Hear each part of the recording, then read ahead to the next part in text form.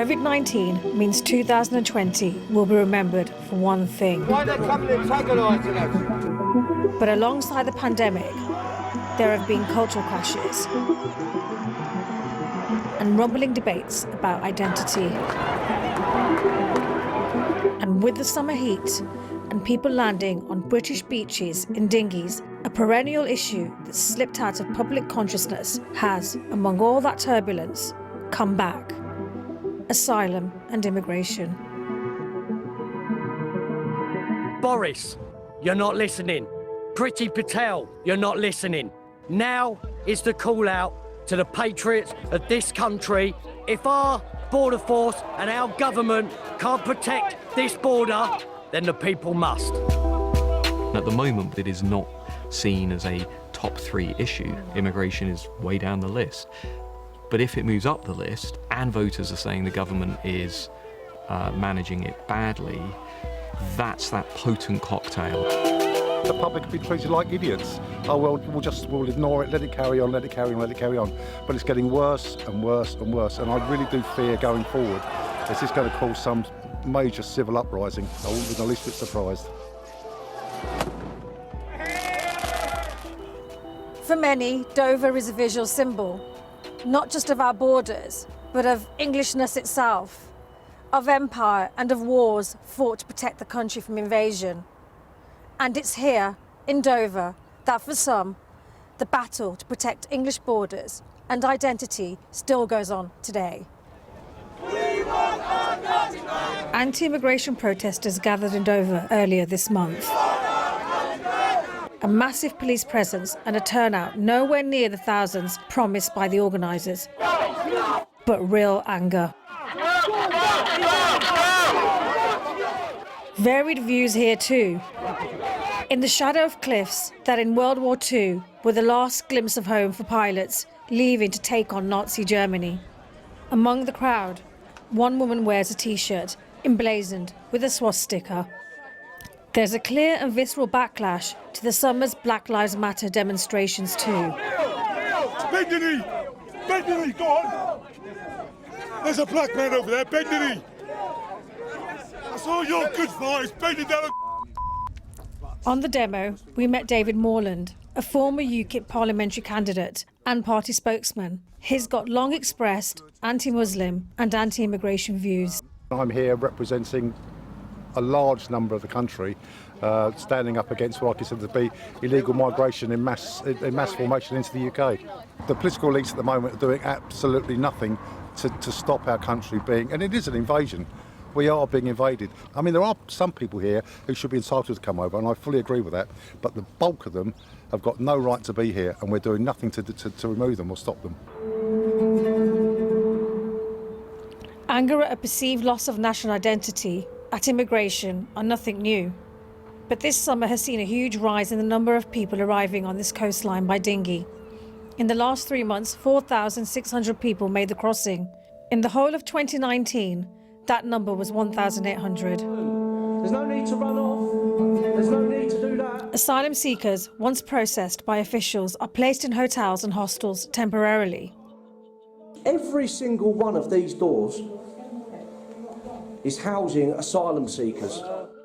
The system that's supposed to disperse those seeking refuge around the country has been disrupted due to COVID. And you get it for free. Some asylum seekers have had to stay in temporary accommodation longer. Yes, we're leaving. You've asked us to leave. And with that has come negative attention, protests, and even vigilante action from groups such as Britain First, an anti-migrant, anti-Muslim, pro-repatriation group. We could keep knocking doors. Britain First are knocking on the hotel doors, declaring themselves spokespersons for the great British taxpayer, and they're portraying what are potentially very vulnerable people, portraying them as some kind of thieves, or that they're there stealing from the great British taxpayer. And I think that's, I think not just sinister, I think it's really quite cruel as well. How much this is costing? The Home Office has condemned the violence and abuse directed at asylum seekers as completely unacceptable. No matter what the Home Secretary says, she hasn't got a grip on this at all. And her statements and the government statements about this issue have become harsher and harsher and harsher. And I think that is, of course, to the detriment of us as a country, and also, I think, puts these people coming to this country at greater risk, because the public sympathy or the empathy the public should have with these people, whether it's up for debate or not, has evaporated. We've seen social media posts across far-right networks in which the names and addresses of hotels housing asylum seekers are being widely shared. They are calling for the boycott of some of the hotel chains. Fake anti-Muslim conspiracies are being shared, but some go even further. I don't care what the far right are doing, you know, that's for them. And if they want to wander into hotels and, you know, intimidate young illegal immigrants, asylum seekers, then, you know, that just tells you about them. What I'm more interested in is until we can change the rules so that it's very difficult for you to claim asylum if you come in illegally in this way, then sadly this will go on. And also, frankly, you know, we'll have more drownings like that poor boy the other day. And the logjam caused by coronavirus is causing another set of problems. We understand that just last week, Coventry Council won an injunction against the Home Office to prevent a third hotel in the city being used to house asylum seekers, after police, health services and even charities supporting migrants said they were too stretched. Newsnight has seen a letter from 6 council leaders in the West Midlands, Labour and Tory, to the Home Secretary, Priti Patel. We can no longer accept a situation in which less than half of councils house asylum seekers in their areas, and in which just 20 of the UK's 343 local authorities are home to as many as 50% of all dispersed asylum seekers. I don't think they've been handling it very well. The Labour leader of Coventry Council, George Duggins, was one of those who signed the letter. I asked him, when are the council told that asylum seekers will be arriving in the city?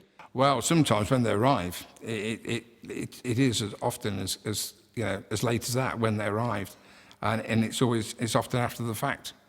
So this is all part and parcel of what needs to be a realignment of the relationship between the Home Office and local authorities. There needs to be a complete revision as to how the Home Office deal with this going forward. Despite the publicity given to the rise in channel crossings, overall numbers of asylum applications are down. There were 4,850 claims between April and June this year, down from 7,657 in the same period last year. And on the wider question of immigration, not asylum, away from the far-right extremes, many voters remain concerned about the scale of immigration. Taking back control was, of course, the Leave slogan, and Leave won the Brexit referendum. For many voters that put Boris Johnson into office, they were expecting to have what they would call control over immigration and lower numbers overall.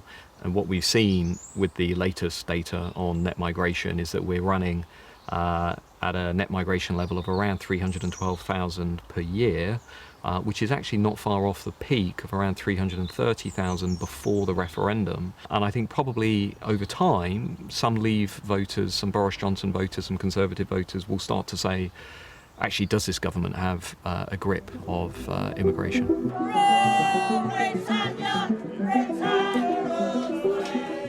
However you define grip, no one would suggest it's an easy thing to achieve.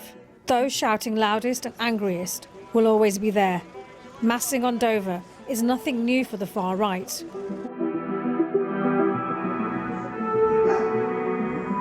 The question for the government is, if worries about control and numbers become a mainstream concern again, what then?